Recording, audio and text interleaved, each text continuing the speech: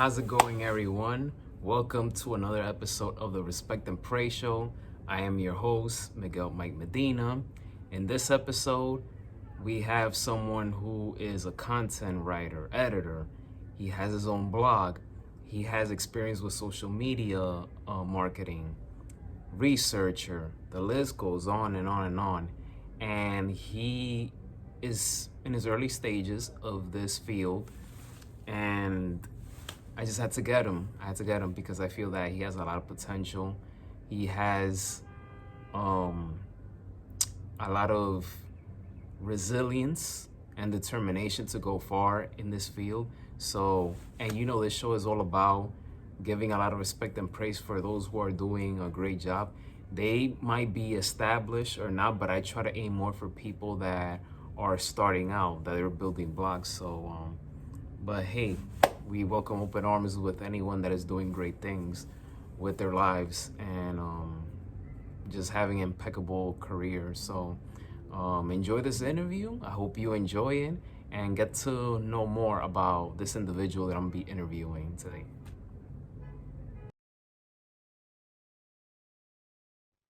Ladies and gentlemen, it is a great honor to present to you Mr. Philip Wilson. Philip, thank you for joining me today. Thank you for having me. All right, so you're a person just like myself. We are owners of our own blog. We love about writing sports. Where did you found the motivation to start your own blog? And how's it going so far? For how long have you been doing that? Man, so to start, I've been doing it for about 2 years now. I'm still pretty new to doing it. I feel like I've been doing it for a while. I mean, for me, honestly, it was just all about challenging myself because I feel like always as a writer, I think that's important to excel in your career. Always find ways to challenge yourself, to find ways to do things new, and to put your imprint on it. Because everyone's doing the same thing. So I feel like when it comes to like this field, you got to try to find a way to really make your name unique, make your work unique. And for me, I was okay. I've been doing Fansided for a while. I feel like I know sports really well. Basketball is obviously my number one sport. I was okay. How can I make myself, stand out a little bit? For me, it was like, okay, I got to create my own website. I think what started with that was okay. I've never done it, so for me, what I got and jumped out of that was the challenge of it. Saying I had to take time to research. I'm not a big tech guy, so it took some time to figure out, okay, like what platform I want to use. How I want to set this up. What's the design of it? So just taking time to do that, and then the writing part was easy. Writing's what I do. I love sports. I write about it all the time, especially basketball. That's made what my podcast covers, or my podcast and my website covers. So like that part's easy. So I think for me, overall, the challenge of okay, like not just being a writer, I'm not gonna do that in my sleep, but like can I also edit my own work? Because before Fansided, I'm sending the work, to editor, post it to the website. So, but this time it's all me. I have to write it, I have to edit it. Saying and then I have to market it. I have to put it, on not just obviously my website. I got to put it on, my social media channel, Facebook, LinkedIn, Instagram, all that. So it's like I'm learning ways to kind of diversify my skill set as and do more than just be a writer. I think that's was my biggest goal and challenge in pursuing that. Yeah, I hear you, man. I'm in the same boat. Since I have my own blog for a couple of years now, you have to do a little bit of everything. You got to market yourself. If you don't do it, nobody's gonna do it for you. So Sure. marketing is very key in that. And you're a big avid of social media marketing. You do a lot of that as research as well. You attended University of Maryland, and did you study creative writing, journalism, or it was more literature? So it was interesting with UMBC. Obviously, I've always had a love for journalism, but they didn't have a journalism major there. But I found it was a great university for me because it was right near where I lived and things like that. So I was able to commute to school all the time. But I picked the school because it was English, but it had kind of like I said, either you could say a subset or a minor in journalism, which fit pretty well because basically how it worked was when you get to the higher level courses like junior year, senior year, those were the high level journalism courses. I'm like, okay, at least at that point I can prove that I'm serious at it. I can work my way up to get to that point. And that way, if I really want to do it, I know I'm committed to it because it's high level courses. Obviously, it's something that's like at that point you'll be nearing graduation, so you'll know like, okay, if I'm doing this, then the next road is pursuing this for a career. So I think what really got me excited about that was there's not just having a love for writing, but learning of it, learning my craft, learning what goes into it, learning from actual journalists. The funny thing is, my professor, he actually worked for the Associated Press before becoming a professor. So I think with him, having somebody that I knew had a background in it and not just and wasn't just teaching it, I think really stood out for me. I think that's something that made me even love it even more because it's like, okay, he's really breaking it down, and he also saw, I feel like he saw that I love what I did, and I was pretty good at it. So I think that helped that a lot because he'd always be very hard on me. I feel like to or I would always ask a lot of questions, and I feel like he always would take the time to teach, but he also expected a lot from me because he knew how much I loved it, and I think that made me want to go even harder at it and make me even better in the long run to hopefully have a long career in journalism. Yeah, man. I mean, I attended City College of New York, and in the school, they didn't have a major for journalism. They had a Mm. minor for that. But so what I did is for the major at first, without not knowingly, I majored in advertising and public relations, which I had no idea. I didn't know nothing about it at the time. So then I switched that to English major, and they had a specialization in creative writing. So it blended perfectly with what I was trying to get at. Mm. And and now it's just great. I love having my own blog, writing my own stuff, but as well as I'm writing for other companies as well, which leads me to the follow-up question. You just like me, we both write for Fansided. Yep. So how is it like to work for Fansided, and what do you cover there? It was honestly exciting because for me, going out of college, that was the first time that I started actually writing. Like I said, post college. So I think that's kind of like I said, what inspired me wanting to have my own website is because that's the first time I ever got to have an editor. Actually, help give me tips and learn how to kind of space out my work, how to get a better audience. How do you explain things a little more detail, things like that. So I feel like it helped me get a lot out of myself as a writer. And I think in the long run, it's what's going to set me up for success. I feel like with Fansided, it's less pressure because obviously you're not doing something big like ESPN or anything like that yet. But it's like if you're taking it seriously, is what leads to the building blocks of that. I think that's the biggest thing. And then as far as covering, I do LA Sports Hub. So with that, I cover mainly the LA market, LA Chargers, LA Lakers. I'm actually a big Lakers fan, so that was kind of what I was looking forward to doing as well. So like, was focus on that market. It's like I know I can hit on that. I'm a fan, but I'm also very critical of my team sometimes. So I feel like for me that was kind of the best fit.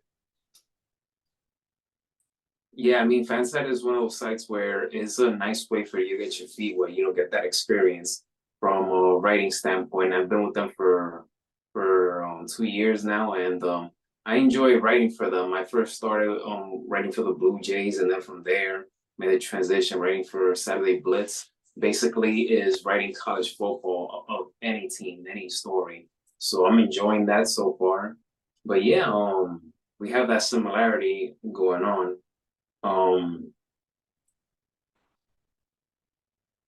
do you see yourself being in terms of the big picture, being the owner of your company, take it to a whole nother level, or you want to write for other companies, bigger companies in the future? So is either you see yourself being as the CEO entrepreneur, or have a long journalism career being a writer, senior writer, etc. So yeah, That's a great. which I think about that a lot all the time, especially with having my own website, because I love having my own. I love that it's something that has my name on it. It's a part of my own legacy. I can't get laid off from my own website. As long as I want to write and want to continue to expand it and increase, what I do with it, it'll always be there. So I guess for me, it's like I definitely would love to be at the big ESPNs and all the big time companies if the opportunity were available. But I think for me, it's always how you leverage it. I think with having my website and putting my skill set on there, and learning from it and expanding it, I think that gets me to the bigger opportunities in the future. So I think for me, it's like I leverage both. Leverage your success. Have something that is solely your own, but use it to your advantage. I think anytime somebody can do that, that's ultimately what you want to have because it really helps increase your level of success because like you're able to have your own thing, something that no one's really telling you how to do it or what to do, and really inspires. Okay, especially someone as a black man, like having something with your name on it. I think that's very important. You know what I'm saying? Something that's like that you have that you can kind of hang your hat on, but also using that skills that you gain from having your website to increase your opportunities at a high level at the big time markets. Like I think for me, like I think about Stephen A. Smith. You know, I read his book. He talked about how he got laid off from ESPN back I think it was 2009, and obviously he's the big dog at ESPN now, but he also has his own YouTube channel, the Stephen A. Smith Show. So he does both. He's on First Take. He has the Stephen A. Smith Show as well. So I think it's important to have both. You know, obviously maximize your opportunity in both sides to ultimately increase your level of success and financially as well.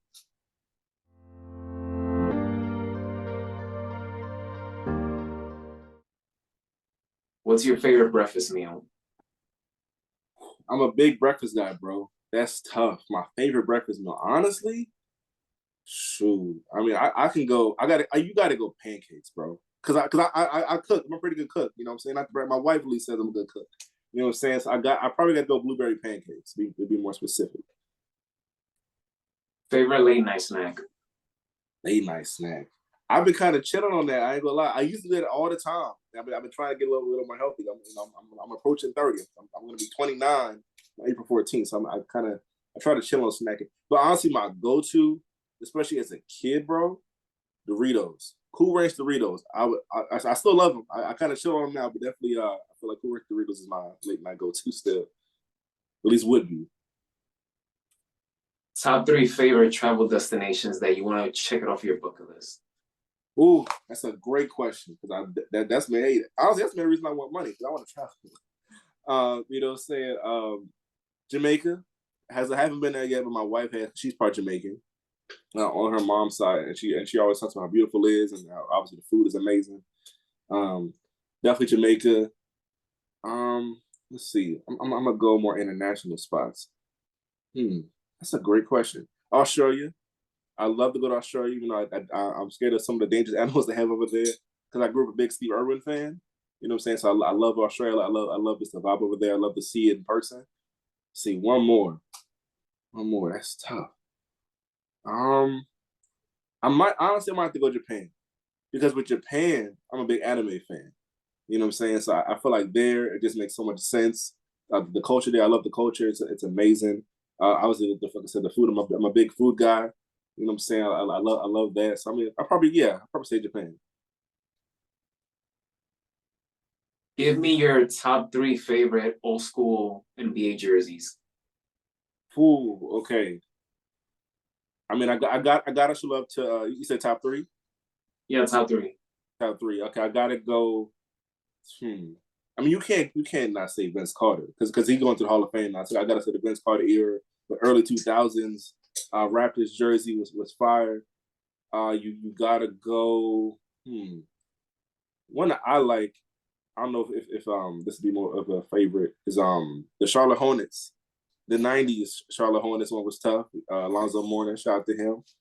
Let's see, cause there's been some really good ones over the years. I'm trying to make sure I get it right. I could go Lakers because I am a Laker fan. Let me get more creative. Honestly, Magic was great too. That was tough. Back with the Shaq and Penny era.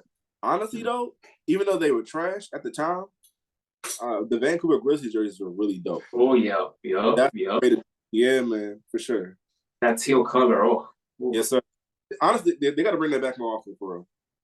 Yeah, they should. Yeah, man.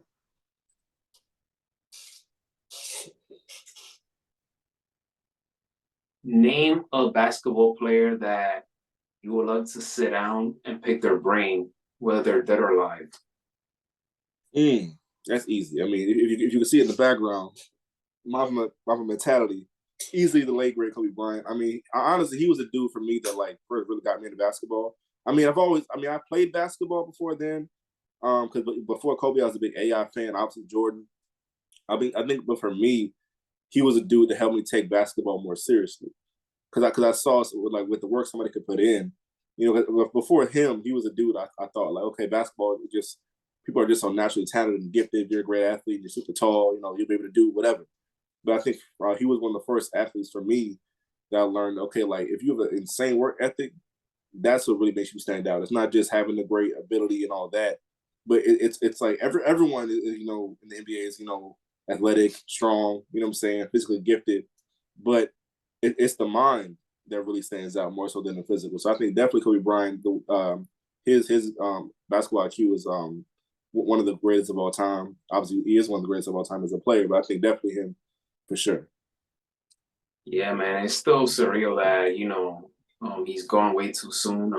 He was one of my all-time favorite players, but I mean, when it comes to like when I need that morning motivation at times, he's on top of the list of so many people that are there, alongside with Eric Thomas. There's just so many people on my list that if I feel like listening to somebody in the morning, I would listen to Kobe's messages. One of the quotes, one of my favorite quotes is um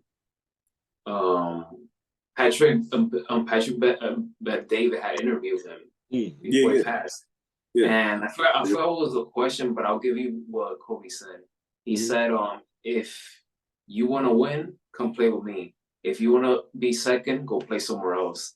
Yep. That's something, I loved it. I loved it when he said, and this was in front of a live crowd. So, Yeah, I remember that because honestly, it came. I think it was about like talking about you know, is it who would it be more fun to play with? Like LeBron James or Kobe Bryant. You know what I'm saying? You want to have more fun playing with like LeBron, because he's more team guy, more friendly, easy going. Jordan and Kobe, obviously both they're very serious, kind of hard nosed dudes, and that weren't necessarily fun to play with, but they got results. You know what I'm saying? And that's what Kobe always was about. He was always about championships, always about results, and he took the game very seriously.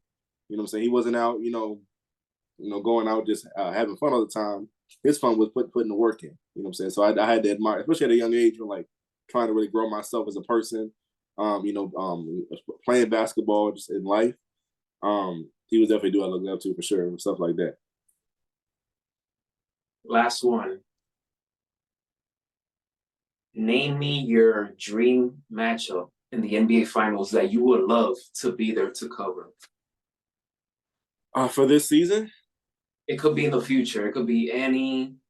It could be any year in the. Let's say, Philip in the future, writing or covering. Let's say for, NBA Finals mostly on ESPN. Let's say ESPN. You're a writer. You're doing something there, gotcha. And you have a chance to cover the NBA Finals. What's your dream NBA Finals matchup? It could be any time in the future. That's a great question. Obviously, I mean, number one, I gotta say my Lakers got to be there. I mean, that's my team, so I can't knock that. But that's tough. I mean, I think for me, I kind of put it kind of how like Stephen A. Smith always says it, right? He talks about not just the teams playing in. He talks about the locations that you be going to. Obviously with the Lakers, I've been going to LA, and I've actually never been to LA. So that'd be great first of all as well. So Lakers for sure. I was seeing my team win, obviously historical franchise. Second team, that's honestly, actually, you know what? I got to give it to you because you got the hat, the New York hat. I go Knicks. No, seriously, I'm not trying to make you laugh, honestly, because for real, think about this: Lakers, Knicks. Obviously, we've seen Lakers Celtics. I think last 2010 they play each other, but Knicks. Honestly, regardless of who wins, because obviously whoever wins is always historic because it's two of the most historic franchises in basketball, if not sports as a whole. Bro, imagine a Lakers Knicks final within the next 10 years. You know what I'm saying? Even though honestly, I feel like the Knicks are closer to it than my Lakers are, because if y'all Julius Randle back, it'd be a problem. You know what I'm saying? So I gotta say Lakers Knicks because I think the kind of hype and kind of media coverage that would get, it'll probably be the most highly rated finals from viewership like in the last several years for sure. So I got it to Lakers Knicks. I love New York as well, one of my favorite cities. That would be crazy if that were to happen anytime soon. I mean, because we're talking about two of the biggest, largest markets in the United States. It's the month of June, so the tickets and ratings is gonna go through the roof. Depending who's on the roster on each team, if that were to happen in the next few years or so. I feel like an NBA Finals that had potential to blow through the roof, but it didn't have because of COVID, was 2020 Miami Heat and the Lakers, because you have South Beach, Miami, and then you have the Lakers. So, but COVID said, no way. Nah, man, that was in that whole bubble championship run, which is a very that was an interesting time because I couldn't. I mean, I was happy that we won, but it still kind of burns me because as a Laker fan, I never got to see that parade. You know what I'm saying? So I feel like that's another reason why the team kind of gets forgotten about to a degree or not appreciated in a sense, because it's like it wasn't the typical scenario. You know, people bring up all these scenarios of why they didn't win or they wouldn't have won had it not been for COVID or whatever. Like, but like honestly, like, hey, you're playing basketball. You know, a winner was crowned. That's what matters. All right, fellow. So to wrap this up, where can we follow you and your work for our audience who will be watching this? Man, definitely check me out. Wilson Way Sports Network. That's philwosn.com. I post weekly articles there. You'll find a new one pretty soon. I'm posting them pretty much every other day throughout the week. I have a newsletter as well. You find me on LinkedIn. Just search Philip Wilson, Wilson Way Sports Newsletter. And then working on the next episode of my podcast. That's Wilson Way Sports Podcast. You can find it on Spotify. It's another where I posted there. So yeah, check me out. Obviously, also follow me on Instagram, PhilWill24. I also post my content on there as well. All right, I'm gonna put that information on the description. Philip, thank you so much for taking time to do this interview. Salute you, man. Keep doing what you're doing, and man, I just can't wait to see more of your work going forward. And hopefully, we can collaborate on something, because I like absolutely collaborate with fellow sports-minded individuals. So keep doing your thing, man. Sounds good, bro. You have a good one. Appreciate the time. Do you guys enjoy the interview? Well, I hope you did. Now, please hit that thumbs up. Don't forget to hit that subscribe button. And you guys know my motto: have mutual respect, mutual love, and mutual admiration. So stay tuned for the next episode of Respect and Pray Show. Take care, everyone.